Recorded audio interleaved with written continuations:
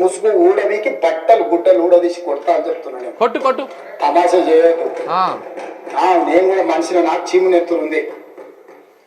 అన్నిటికీ బరాయించుకుంటే తప్పులని అన్నిటిని మోసుకుంటే ఏదో కుర్చీలు ఉన్నా కాబట్టి ఊరుకుంటా అనేమన్నా ఏషాలు ఏదలుచుకోరు. అన్ని చట్టపరంగానే చేస్తా. చట్టాన్ని పరిధి నేను దాటను. ప్రతిదానికి శిక్ష ఒక విధానం ఉంది. ఏది కూడా పరిధి దాటాను, ఎందుకంటే నేను ముఖ్యమంత్రిని.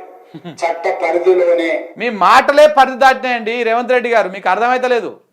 నువ్వు చెప్పుకుంటావు నేను ముఖ్యమంత్రి అని, నేను ఎవరు దేక్తలేడు, ముఖ్యమంత్రి లెక్క ఈ రాష్ట్రంలో ఎవరు చూస్తలేడు నేను. కానీ నీ మాటలే పరిధి దాటినాయి. అసెంబ్లీలో మీరు మాట్లాడాల్సినటువంటి మాటలు అవి కాదు, మీ బెదిరింపు ధోరణి అది కాదు. బట్టలు ఊడదీసి గుడ్డలు ఊడదీసి ఎవడు కొడతాడు తెలుసా? అట్లా ఆ మాటలు ఎవరు మాట్లాడతారు తెలుసా? రౌడీలు, వీధి రౌడీలు, గూండెగాళ్ళు, వీళ్ళు కొడతారు అట్లా, వీళ్ళు మాట్లాడతారట, బెదిరిస్తారు అట్లా. మరి మీరు అదే కాదు కదా, మీరు ముఖ్యమంత్రి కదా, మరి గట్ట మాట్లాడద్దు కదా. ముఖ్యమంత్రి ఒకటే కాదు కదా, ఈ రాష్ట్రానికి హోంశాఖ మంత్రి కూడా మీరే. మీరు చెప్తున్నటువంటి చట్టం, మీరు చెప్తున్నటువంటి రాజ్యాంగం, ఏ చట్టం ఏ రాజ్యాంగం కూడా గుడ్డలు ఊడదీసి బట్టలు ఊడదీసి తోడుకలు తీసి రోడ్డు మీద కొట్టామని ఎక్కడ కూడా లేదు.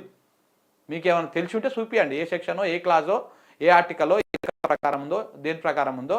బట్టలు గుడ్డలు తోడుకలు ఊడదీసి రోడ్డు మీద కొట్టేటువంటిది ఏడ ఉన్నదో, ఉరికిచ్చేది ఏడ ఉన్నదో ఆ చట్టం చూపియండి ఒకసారి.